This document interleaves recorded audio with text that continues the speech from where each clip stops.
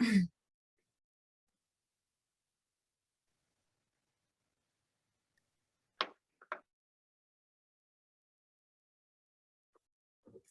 afternoon, everyone, and welcome to the Supply Chain Solutions Weekly Ship Show. Today is May 5th, 2022, and this is episode number 18 in our weekly educational series that keeps you informed of the changing market conditions as we work to simplify supply chain complexity in a time of disruption and uncertainty in an ever-changing geopolitical world. As always, it is my pleasure to welcome my Ship Show co-host, Jason Brand, our Director of Business Development, who joins me each week on our broadcast. And finally, my name is Anthony D'Ambrosio. I'm the Vice President of Business Development at Supply Chain Solutions, the company that always delivers value quickly, affordably, and flawlessly. Now, we have a real treat this week, folks. Please join me. We have two very special guests. Please join me in welcoming Jen Elzenbrook, our Director of North American Pricing, and Candice Rao, our International Operations Manager from Supply Chain Solutions HQ, based in Grand Rapids, Michigan. And last but not least, we would like to thank our amazing Director of Marketing, Vanessa Fry, for producing today's show. So we have a great program today, folks, with particularly important subject matter. So let's dive into our topic this week. It's called "This Supply Chain Stuff is Really Tricky, it's Complex, it's Fragmented, and it's Under Pressure." But before we jump into today's program, let us again take a moment to pause and remember the people of Ukraine. We keep them in our prayers as they continue to fight for their freedom. Thank you, everyone. So we know that the COVID-19 pandemic has changed the lives of people and the business environment for many organizations around the globe, and has highlighted the importance of being able to react, adapt, and set up crisis management mechanisms in order to weather situations of uncertainty. As the acute restrictions and lockdowns created many situations that required immediate attention in the early days of the pandemic, and even now, many companies have now begun to move to a recovery mode and have started planning for the longer term.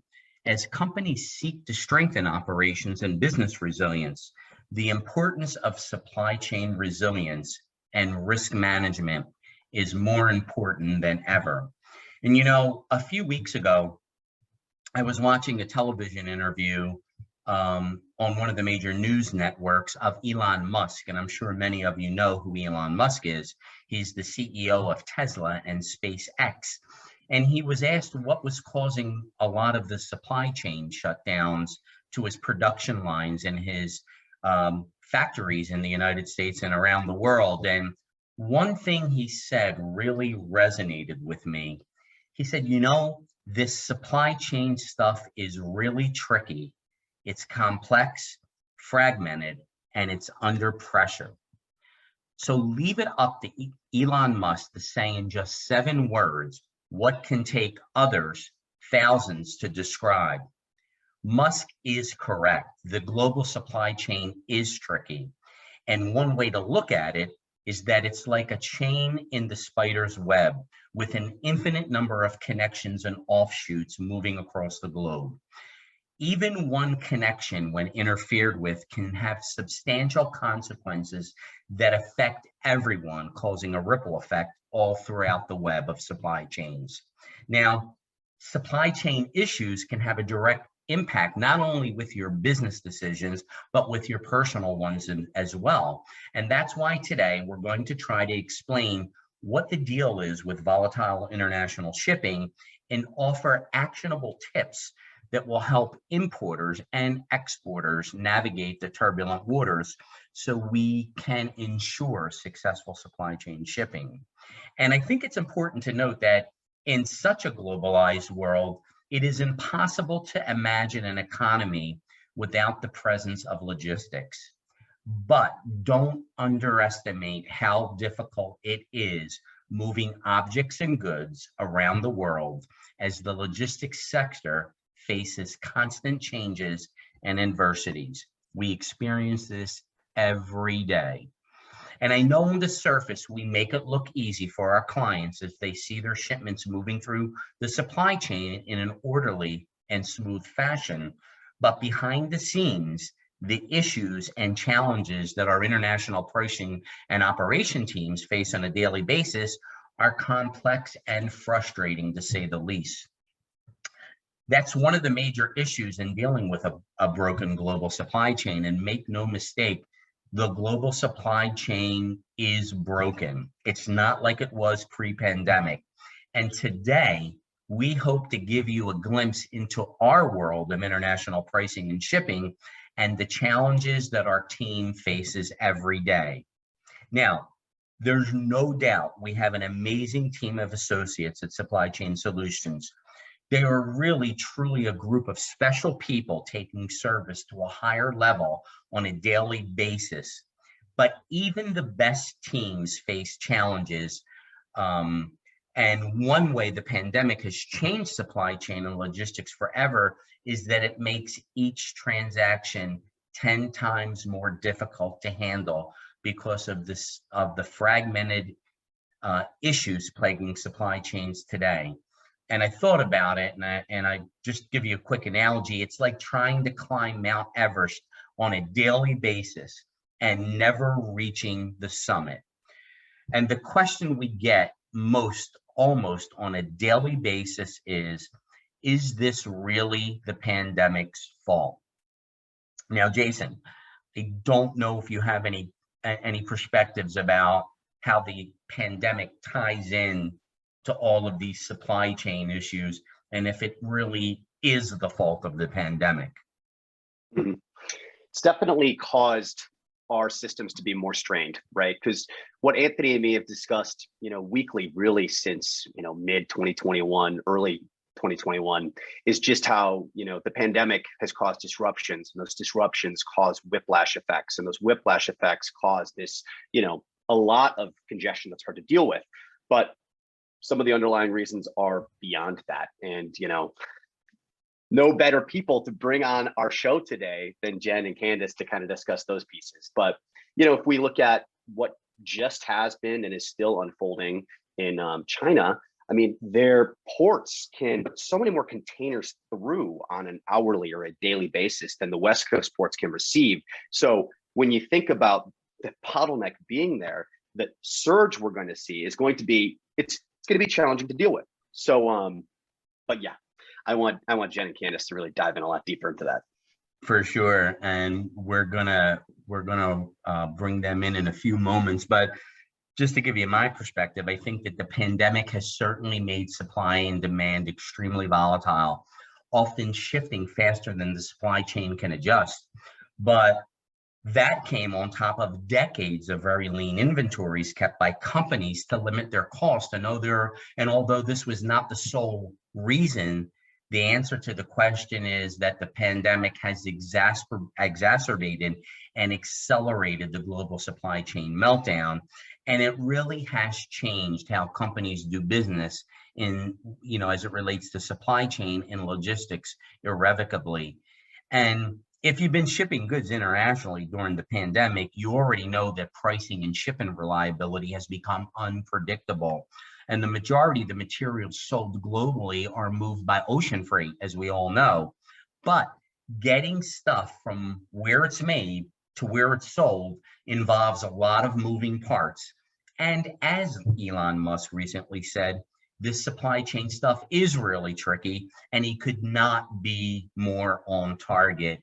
And under the pandemic conditions, it's become a downright doomsday scenario that's been looming for some time now. So today, we're going to try to explain what the deal is with the volatile international shipping and offer actionable tips to help importers and exporters navigate the turbulent waters to ensure a successful supply chain. So with that, it made me think of a question, and I'd like to direct this question to Candace. Candace, can you give us some perspectives as to how the volatility in the container market has affected international pricing and operations as it relates to how your teams approach their job daily? And how tough has it gotten? And what are some of the issues you are challenged with on a daily basis? Sure. Well, it's gotten really tough in the sense that nothing is predictable anymore. I mean, you go back to like 2018, 2019, you could say, yeah, it's going to take 14 days for it to cross the ocean. It's going to take 3 days for it to discharge at the port. It's going to take 5 days for it to get to Chicago. And within 24 to 48 hours, we can have it out for delivery. Nowadays, you're hitting congestion. I think one of the biggest issues that we run into, though, as a team is communication with the carriers. It is getting so difficult to get carriers who actually want to talk to you. And when they do, they give you the same answer that you kind of can guess. It's like, okay, well, we have these, containers that are going to be loaded to rail, but we don't know if they're yours. But we do know that there's a schedule, and this schedule is going to go out these 3 days this week.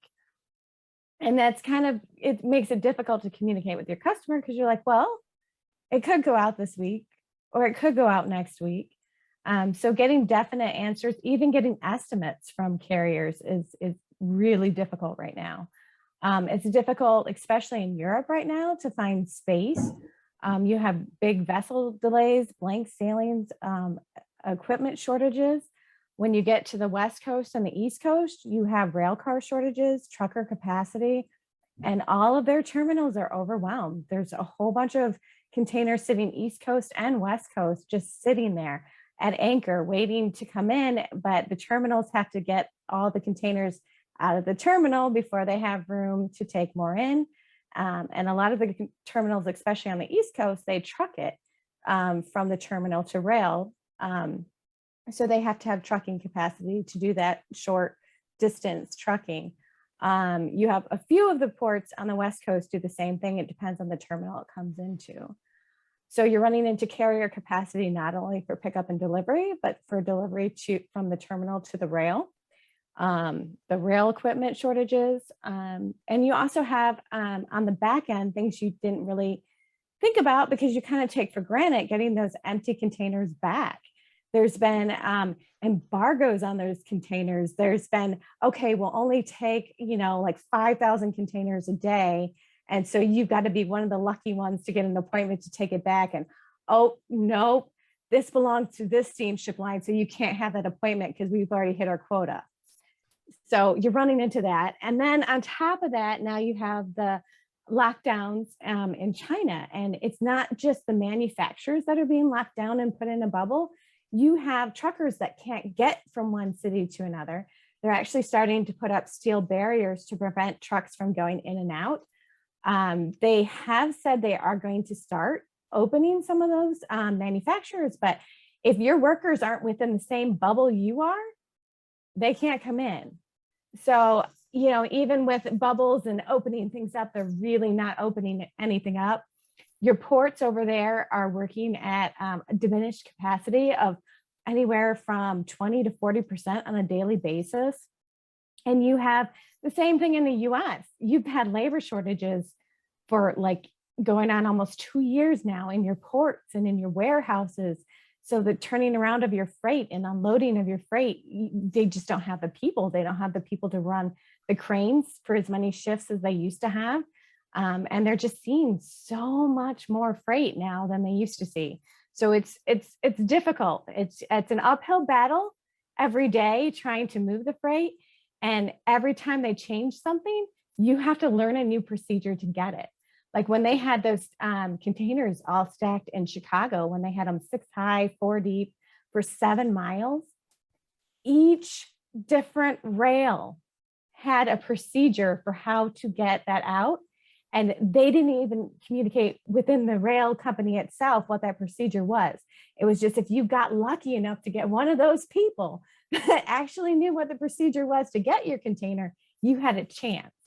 But some of them said you had to own a chassis. Some of them said you could pull from a chassis pool. Some of them said you had to, get a special crane to come in. Some said they could move them, with a forklift. So it's been challenging just figuring out how to get to your freight and to move it. Candace, you're spot on. That is some incredible insight. And I really liked what you said about an uphill battle every day. It kind of goes back to my analogy earlier in our opening statement about it being like trying to climb Mount Everest every day and never getting to the summit. And on the flip side, I think our listeners need to understand and that, you know, our team of talented people at Supply Chain Solutions spends half of their time on a daily basis making sure that everyone else in the supply chain is doing their job. And that can be a real grind on a daily basis. But I think initially, it looked like COVID-19 would cause massive economic downturn and the demand for freight would drop.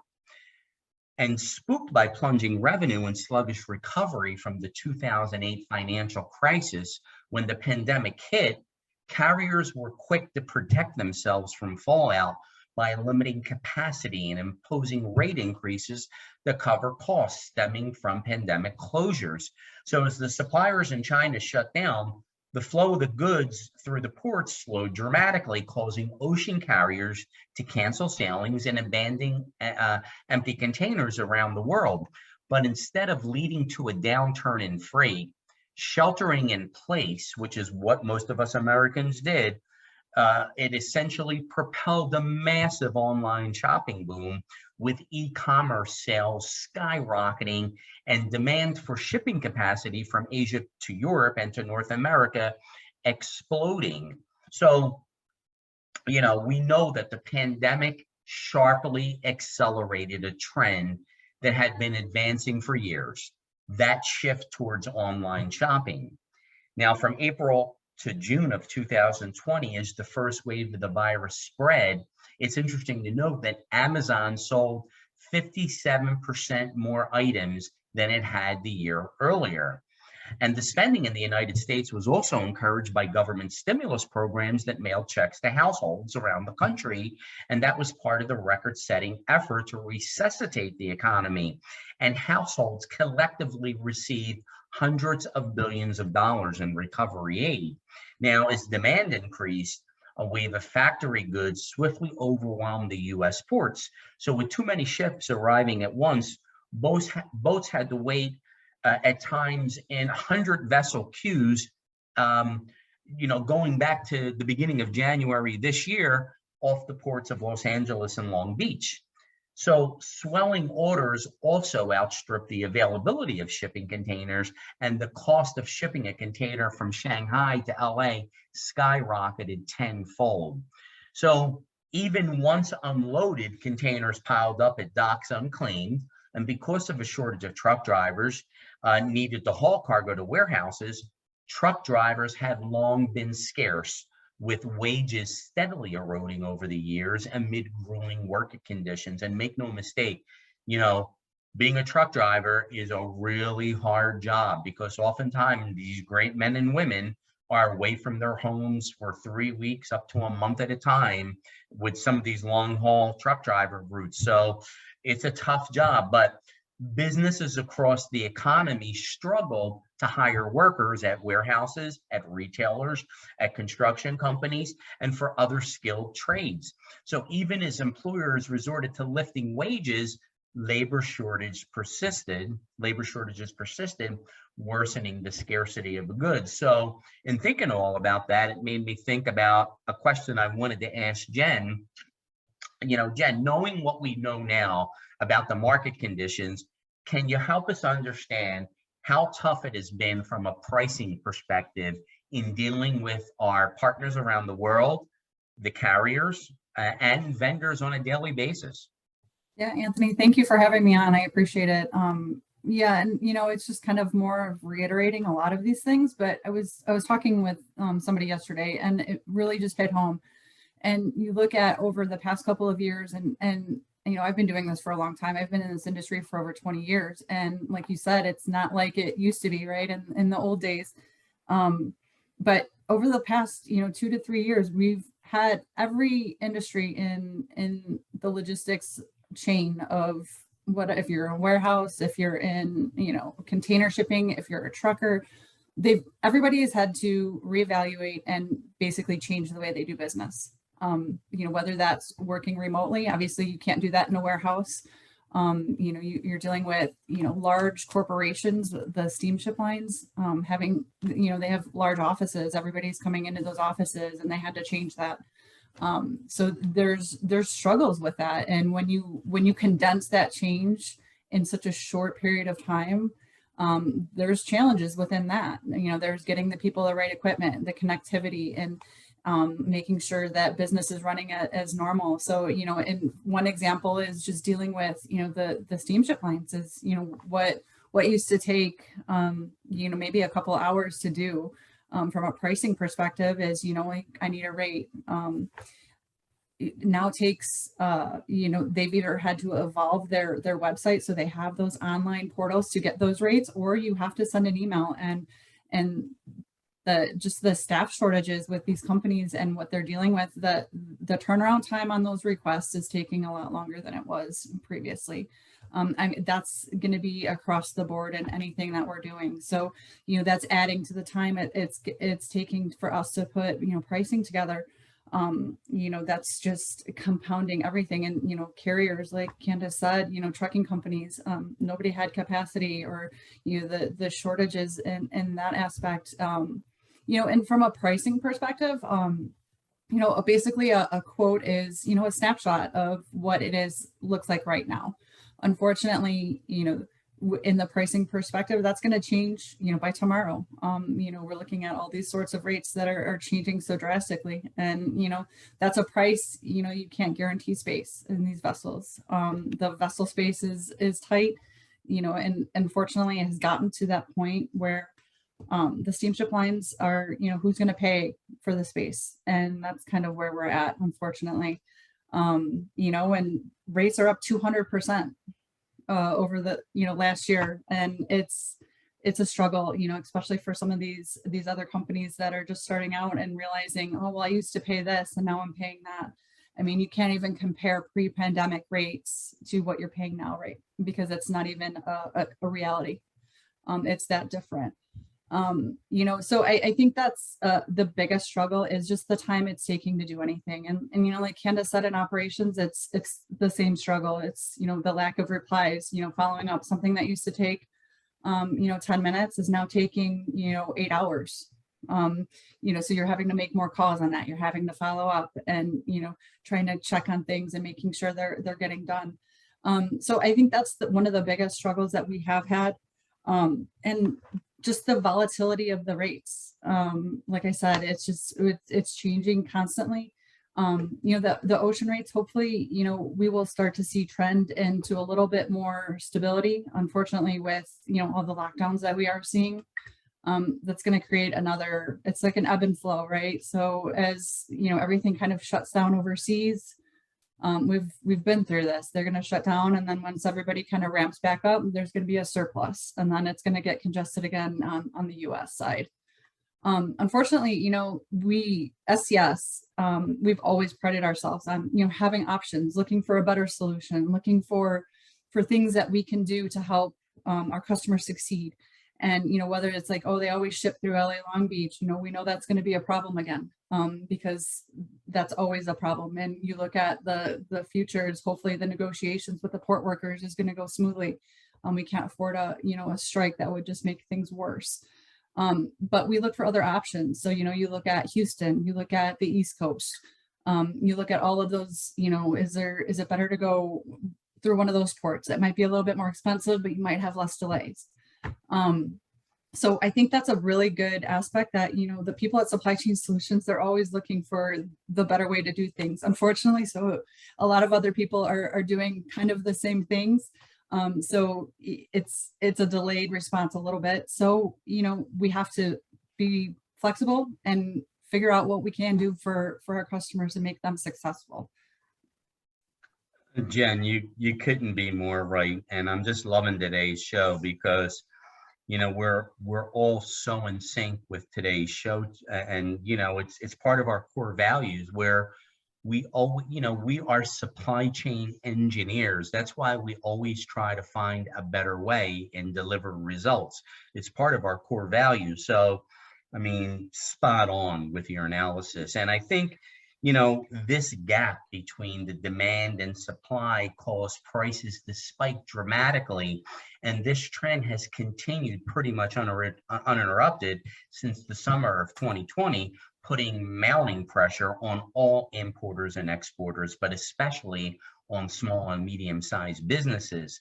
And with that said, it's important to note that over half struggled with long delays, significantly higher costs, especially newer businesses. So if you have been having a hard time getting your goods moving and have been shocked by the price of shipping, you're not alone. And believe me, I've been doing this a long time. I think all of us here on the Ship Show today have a passion for supply chain. We have a passion for SCS, and we have a passion for what we do. And it's not like the old days when container ship line contracts would come out in May and they would be good for 6 months. Maybe you had a peak season or an occasional GRI or an increase in the BAF in the bunkers. Okay, the bunker adjustment factors or fuel, but it's totally changed today. So, and as Jen said earlier, freight container rates are up 200% globally since this time last year, and there are no signs that prices will come down anytime soon. And the international freight in a pandemic is, international freight in a pandemic is expensive, it is volatile, it is complex, and it is fragmented. But in chaos, there is a lot of opportunity. So I'd like to ask both Jen and Candace for their perspectives. What can we do to mitigate existing and potential client risk? And what can we do to reduce these freight conflicts and disruptions we have experienced the last few years? Do you feel that there might be some sort of a roadmap of best practices for our clients and potential clients that they can use? Jen, do you mind if I take it right off the top? Go ahead. All right. So I would say order early. We're talking anywhere from 12 to 14 weeks. Be consistent. The more you can say you have a container or something going out weekly, monthly, the better it is for us, because we can get that space and we can get used to those carriers, and we can get used to those carriers can get used to seeing your freight. So they're expecting that booking. The other thing is to expect delays. There's going to be delays due to congestion at origin. It's going to be when it hits the coast, and it's going to be when it gets inland. Be ready to pull the trigger on air freight. If you know you need air freight, the first quote you get, take it, because that's your only chance of getting space. If you wait and you hem and haw, not only does the rate go up, but the space goes away. Diversify, can't get that word out today, your lanes, both at origin and destination. The more you can ship FCL, which is full containers, the more you have control of that whole container. So you can decide if you want to switch ports with that container. You can decide if you want to take it and stop it at a port and transload it and truck it. If it is LCL freight, you're one of many in that container, and you lose that control factor and that decision-making factor. The other thing is have safety stock and keep it. Even if it means air shipments coming in to maintain it, keep it, because you never know. The congestion has had its ebbs and flows, and it's been really bad at some point. And then we got really happy in January and February because freight was moving, and then March hit. So, have that safety stock ready to go. And I will let Jen take it from here.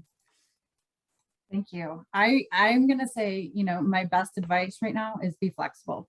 The importers that are going to be flexible, like Candace said, make those shipments regular. But, on the other hand of that is, work with your suppliers, say you need a certain amount of parts. I mean, maybe it's wise to save some of those parts and arrange an air shipment if you know that you're going to have delays. You know, that there's things you can do if you split up shipments that you normally send. Oh, we always normally send it LCL, but you know what, maybe only send half LCL because that might get held up, and send another air shipment. You know, flexible, and you know, the pricing, it's changing all the time. It really is, and you have to be prepared for those kinds of changes in today's environment, unfortunately. I think the SES team does a great job in trying to communicate those changes as the best they can, as you know, we deal with, you know, the carriers and having capacity issues, and finding the best solution to what's happening, whether that's a carrier that can't move it, or you know, say that carrier has to pull it because you know that we need to get out of there, or if the carrier is waiting a long time to pull something, be ready for that, because you know, we have a great team of associates that is, you know, working constantly to try to get things done at the best cost for our customers. You know, there's and like I said, diversify, you know, that's the best way you're gonna do anything, is the air shipments. Obviously everything's taking longer. The air shipments, you know, normally used to take, you know, 5 days. Now they're taking 7, you know, the shortages at the terminals. There's nothing we can do about that. I mean, I've had air shipments take, you know, sometimes over a week to become available at the destination airport. So, you know, it's not always what it used to be. You know, there's all sorts of options, you know, hand carries, there's all things that we can do when we get into those tough situations, and we can definitely look into that, and we try to do our best to make that work. You know, and then the other thing is, you know, the digital platform that, you know, that we are in right now. And like I said, everything is changing so fast that, you know, everything is becoming digital. You know, we're working on, you know, making all of that transparent to our customers, and making sure that they have a constant evaluation to say, okay, where's my shipment? Where is this right now? How do I plan for my inventory? How do I plan for my operations? And, you know, that's very important. And, you know, SES is one of those companies that they know that, and they're working to be at the front of that, the race with that information and that technology, and to get that to our customers. But yeah, for sure. I mean, I think that's one of the biggest things, is just, you know, stay ahead of it, ask questions. We're here for all of our clients, you know, and we have a great team that is working for your interests. Jen, thank you so much. And, you know, we are really very honored to have both you and Candace on the show this week. I think your insights were just tremendous. And I think it's important for all of our listeners to understand that it's about relationships in a local environment, and working with companies that you can have relationships with. And that's what we do best at Supply Chain Solutions. I mean, we operate on the premise that, you know, quality customer service is not just about moving the freight from point to point. It's about connecting the people.